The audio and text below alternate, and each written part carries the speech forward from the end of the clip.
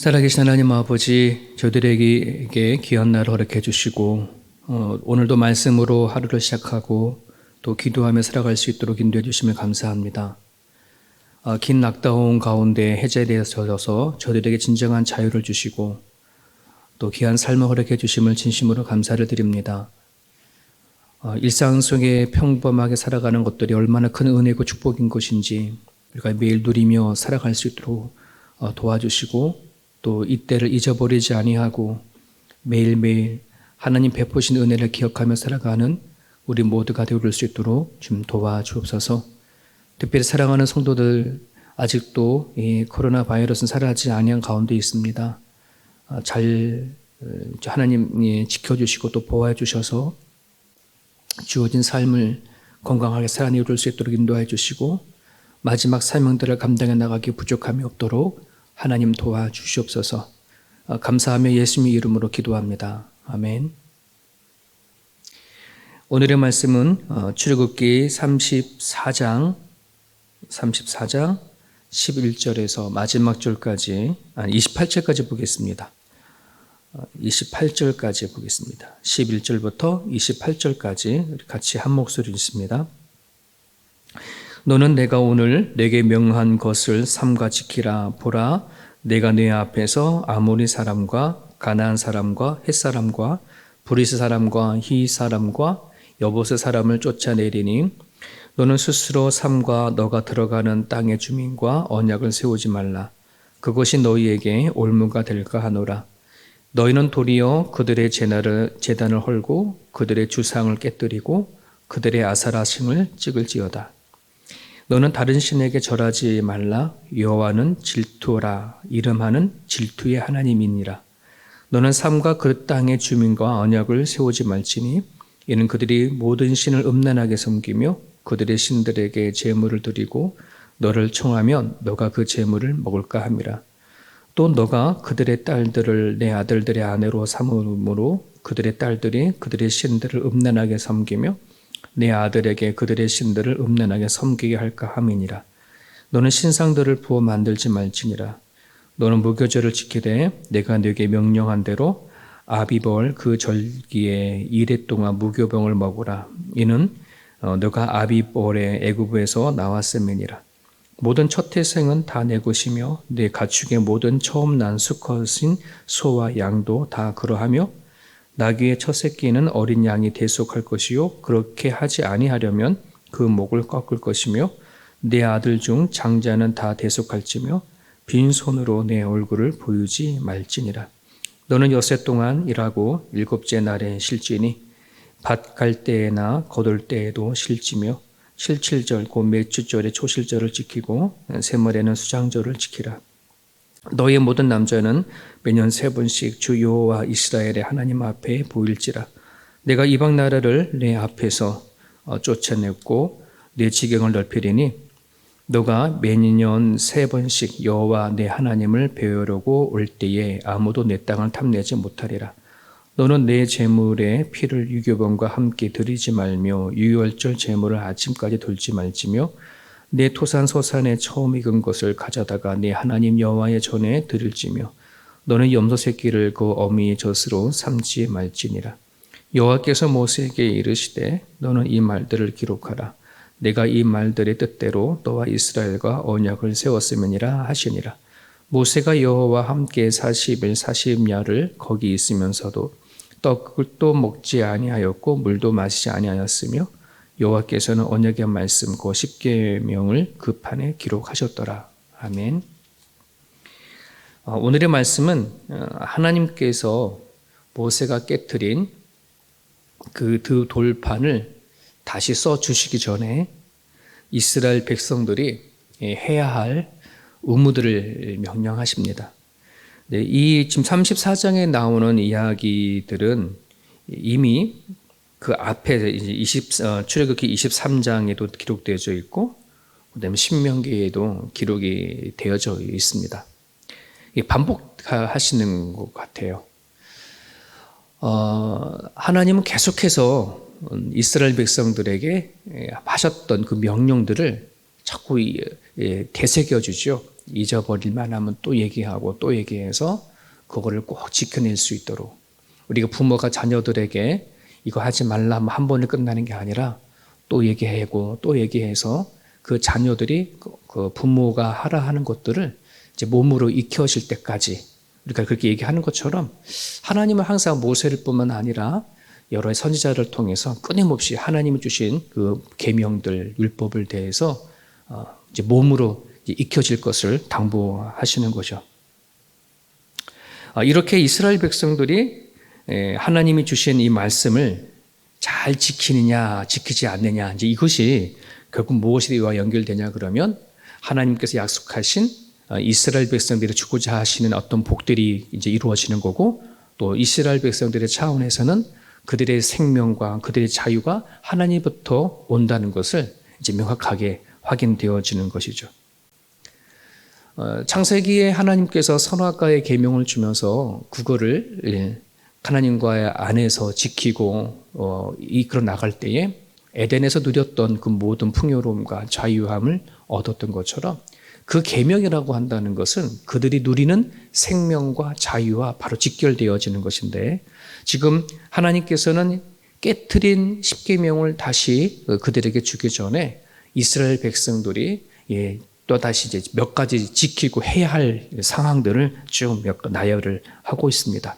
이러한 것들은 종교적인 예식의 차원에서 주는 어떤 그런 명령이 아니라 이스라엘 백성에서의 삶의 양식이에요. 그들이 살아가는 생활 속에서 지켜내야 하는 그러한 것들이죠. 사랑하는 여러분, 오늘 우리들은 이스라엘 백성들처럼 하나님으로부터 어떤 율법적인 또 우리 생활 속에서 이렇게 해라 저렇게 해라 라고 하는 직접적인 계명은 받지 않았지만, 여러분 우리가 성경 안에는, 하나님 말씀 안에는 우리가 삶 속에서 지켜 또 내야 하는 그러한 정신들은 우리가 동일하게 가게 되어 있습니다. 우리는 기껏해야 주일 성소 지키는 거, 또 우리 헌금 드려지는 거. 근데 솔직히 이것도 개인의 믿음과 신앙에 따라서 달라지는 것이지, 우리가 하나님을 믿는데 반드시 절대적으로 이렇게 하라고 하는 것이 우리는 없잖아요. 하지만 여기서 말하고 있는 정신들이 있어요. 우리가 하나님께서 이 율법을 주시고 또 이스라엘 백성들에게 지켜야 할 의무를 얘기를 하실 때에 거기 안에 있는 정신들을 오늘 우리들은 하나님을 믿는 믿음을 갖고 살아가는 삶의 현장과 삶의 자리에서 실천하고 해내야 하는, 그것이 우리들의 또 몫이라는 사실을 여러분 기억하셨으면 좋겠습니다.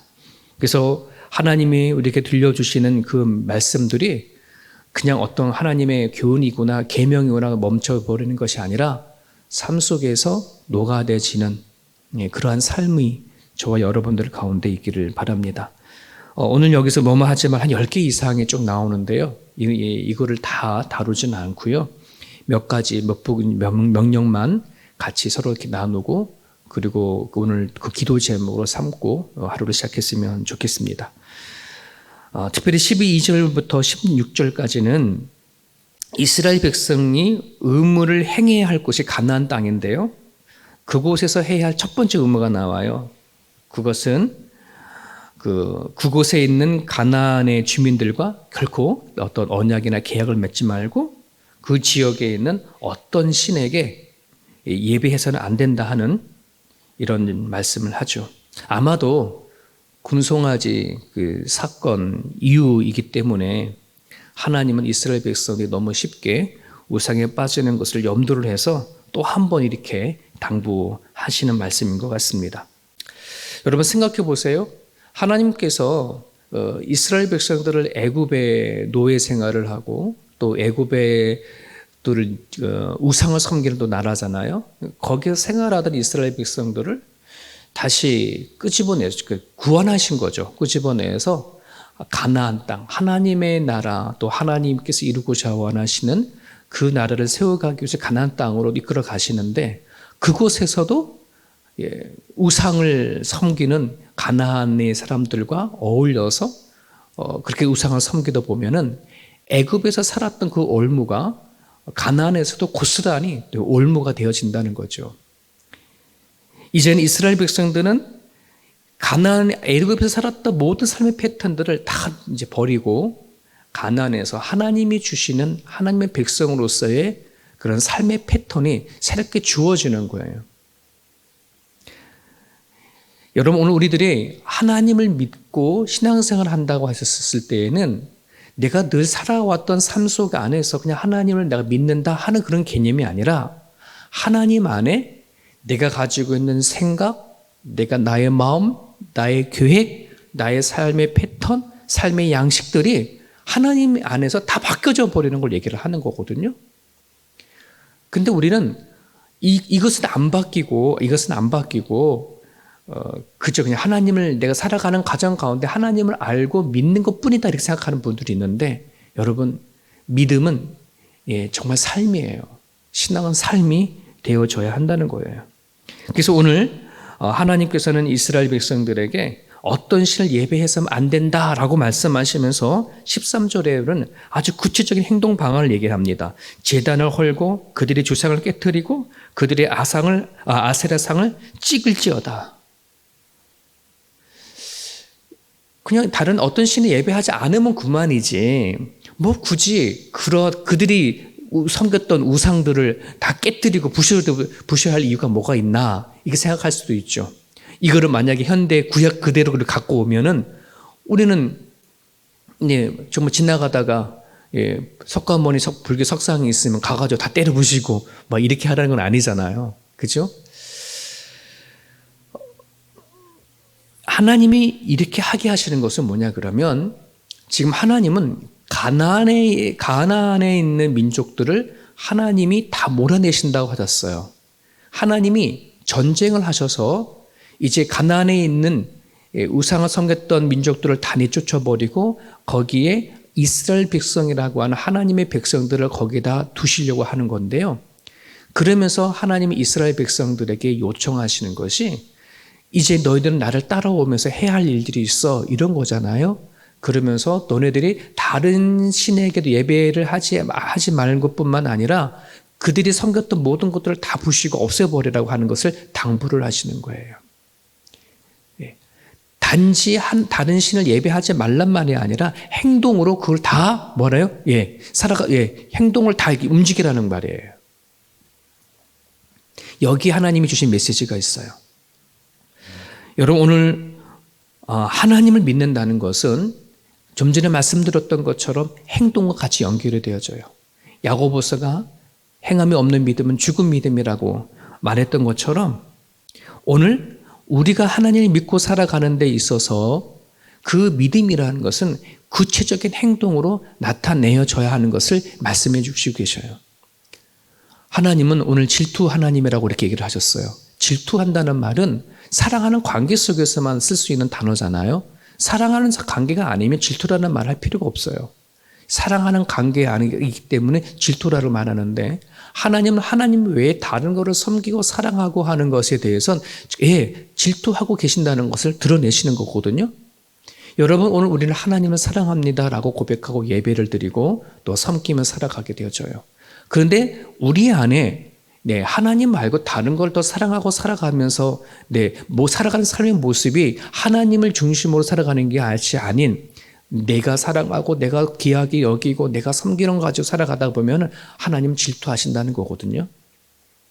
그러기에 여러분, 오늘 우리가 하나님을 정말 진실하게 믿고 사랑한다고 한다면 내 행동 방식들이 하나님 안에서 달라지고 고쳐질 수 있기를 간절히 바랍니다. 이 하나님 보시기에는 이건 참 아니야, 이건 정말 죄스러운 거야, 부끄러운 거야, 수치스러운 거야 하는 것이 있다 그러면 하나님 안에 그런 것을 단호하게 근절해버리고 처리해버리고 바꿔줘야 한다는 것이에요. 하나님을 믿으면서 그냥 예전에 했던 모습들, 예전에 했던 행동들, 습관들 똑같이 해나가면서 하나님 사랑해요라고 한다는 것은 하나님을 질투하게 하신다는 거예요. 그런 차원에서 여러분, 내가 하나님을 믿는 그 믿음이 이제 구체적인 행동 방식으로 나올 수 있도록 그렇게 여러분 기도해 주셨으면 좋겠습니다. 마음에 있는 것이 행동으로 옮기는 거 쉽지 않지요. 하지만 정말 큰 믿음이라고 한다는 것은 내가 안에 하나님 생각했던 것들이 내가 행동으로 옮겨져 간다는 것, 이게 정말 큰 힘이고 믿음입니다. 계속해서 좀 더 말씀을 보게 되어지면 그 다음에 신상을 부어 만들지 말라라고 말씀도 있는데요. 또 18절에 보게 되어지면 너는 무교절을 지키되, 이런 말, 무교절을 지키되 내가 내게 명령한 대로 아비월에 그걸 지키라, 이게 나와 있는데요. 이 무교절이라는 말은 보리를 거두는 때입니다. 햇보리를 거둔 다음에 지난 해에 묵었던 누룩도 넣지 말고 오로지 소금하고 물로만 이 햇보리랑 같이 섞어가지고 무교병 빵을 만들어서 그걸 먹는 날을 이렇게 하라게 했어요.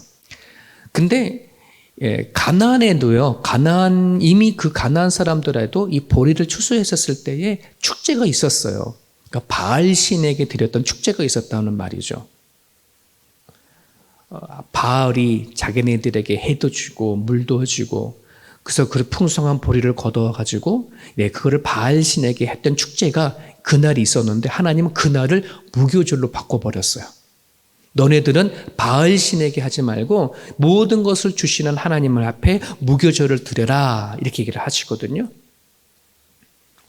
여러분, 오늘날에는 참 하나님이 우리의 그 주시는 절기들도 있어요. 그러니까 성경에서 말하는 절기 아니라 오늘 예수 그리스도님을 통해서 우리에게 얻어진 이렇게 그런 절기들이 있잖아요. 부활절이라든지 성탄절이라든지 또 우리가 드려지는 또 추수감사절도 있고 이러잖아요.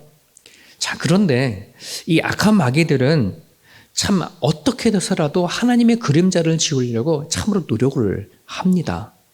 부활절 같은 데는 이스터데이 이렇게 부르지만은 예수님보다는 참 쪼그레 토끼가 뭔지 모르겠지만 자꾸 예수님의 그 그림자를 자꾸 지워버리는 것들이 참 많아요. 추수감사절은 또 그때 비슷하게 할로윈 데이를 맞이해서 도리어 귀신과 악기의 축제가 되어버리도록 만들어버리고, 성탄절에는 예수님이 태어난 것보다 산타 할아버지에 또 이렇게 빠지도록 만들어버리고, 이 눈에 보이지 않게 악한 마귀들은 어떻게 해서라도 이 땅에서 하나님, 예수님, 이 그림자를 지우려고 무나리도 노력을 해요. 하나님은 이스라엘 백성들에게 명령하는 것은 뭐냐면, 너네들이 가나안 땅에 들어가면 그들이 섬겼던 우상에 있는 모든 흔적들을 하나님 앞에 드려지는 걸로 바꿔버리라. 이게 하나님이 이스라엘 백성들에게 제시하는 절기들이거든요. 오늘 우리들이 살아가는 삶의 선장은 세상 사람들과 또 믿는 사람이 섞어 살아가게 되어져요. 우리들이 살아간 삶의 양식 가운데에서는 세상 문화의 양식이 있고, 오늘 우리가 기독교, 하나님을 믿으면서 만들어진 삶의 양식들이 있거든요. 이런 것들을 철저히 구분할 수 있어야 되고, 그리고 내가 살아간 삶의 현장 가운데 내가 하나님을 드러내어지는 그 삶이 반드시 있어져야 된다는 것이에요. 에베소서의 말씀에 보게 되어지면 하나님이 우리를 불러내신 목적이 뭐였다 그래요. 우리를 선택하시고 구원하신 목적이 뭐냐면 하나님 앞에 영광을 돌리기 위해서, 하나님을 드러내기 위해서, 하나님을 나타내기 위해서라고 하잖아요.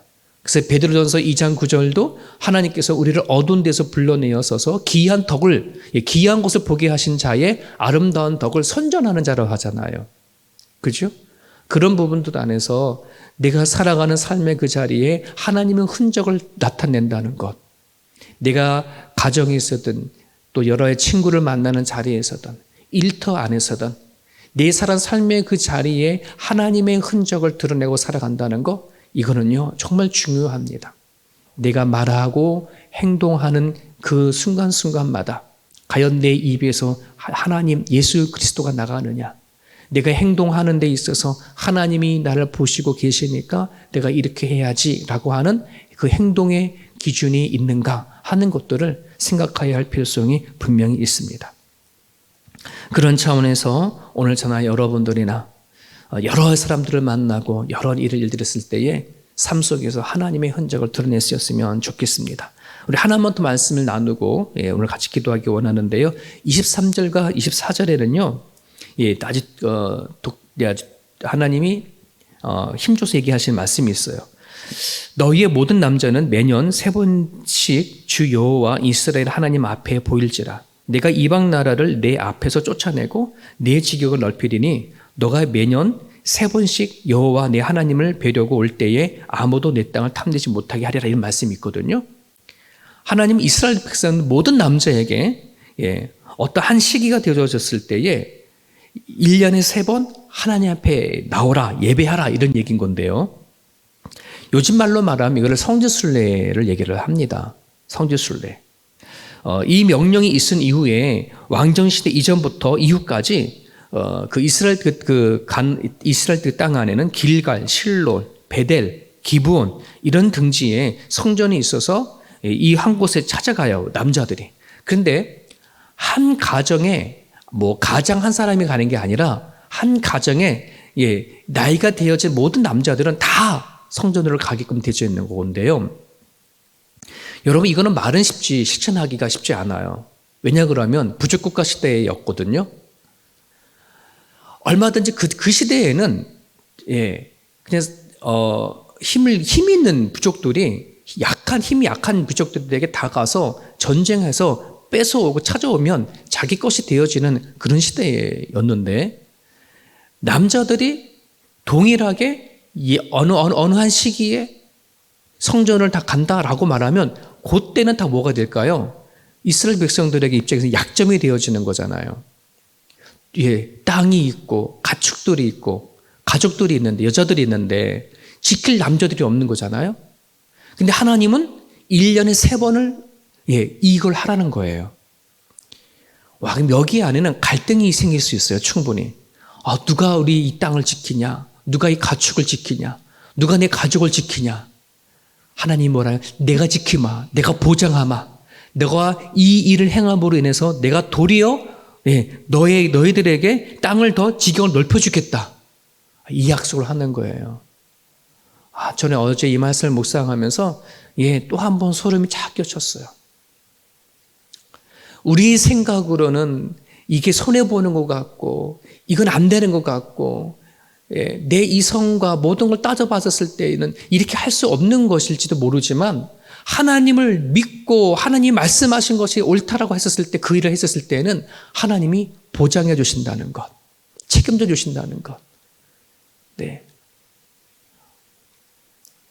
여러분, 지금까지 믿음 생활해 오시면서 하나님 때문에 손해본 것이 있거나 하나님 때문에 아픈 것이 있거나 그랬다면요, 여러분, 하나님이 그거 책임져 주시고 보상해 주시고 하신다는 것을 믿고 행할 수 있기를 간절히 바라요. 초창기에 우리 많은 목회자들이, 우리 많은 목사님들이 곳곳에 다니면서, 우리 한국의 초창기에 복음이 막 퍼질 무렵에 복음을 전하려고 방방곡곡에 이제 그 가호호 이렇게 문을 두드려서 이렇게 복음을 전했잖아요. 그럴 때 많은 목사님들이 사람들로 통해서 침뱉음도 당하고 물뿌림과 소금 뿌림도 당하고 매도 맞고 그렇게 하셨다고 해요. 그럴 때 그분들이 그럴 가정에 딱 나오게 되면 속으로 할렐루야 아멘 외쳤다 그래요. 내가 하나님 말씀 전하는 것 때문에 내가 욕을 먹었어. 내가 하나님 복음을 전하는 것 때문에 내가 침뱉음을 당했어. 그거를 도리어 영광으로 생각했다 그래요. 도리어 그거를 감사하며 생각했단 말이에요. 왜? 내가 하나님 때문에 이렇게 치욕을 당하고 모욕을 당하는 것, 하나님 반드시 또 갚아주시고 하나님께서 반드시 이걸 통해 역사하실 거라고 하는 믿음이 있었기 때문에 그랬다고 합니다. 여러분, 오늘 우리들이 하나님이 우리들에게 주신 약속이에요. 하나님을 믿으시고, 여러분들이 지금 하나님 때문에 참고 있던 것이 있다면, 하나님 때문에 아픈 것이 있다면 반드시 하나님이 채워주실 것을 믿고 기도하셨으면 좋겠습니다. 이 시간에 여러분들이 기도하실 때 이렇게 기도해 주셔요. 하나님의 계명들이 정규적인 규범들이 아니라 내 삶 속에서 행동으로 옮겨져 갈 수 있는 그러한 말씀들이 되어줄 수 있도록 기도해 주시고요. 두 번째로는 내 삶의 현장에서 하나님의 흔적을 남길 수 있도록 기도해 주시고, 오늘 마지막 말씀을 드린 것처럼 하나님을 위해서 담대히 용기도 낼 수 있고, 하나님을 위해서 얼마든지 또 우리가 손해도 아픔도 당할 수 있는 또 그러한 믿음도 달라고 이 시간 기도해 주시면 좋겠습니다.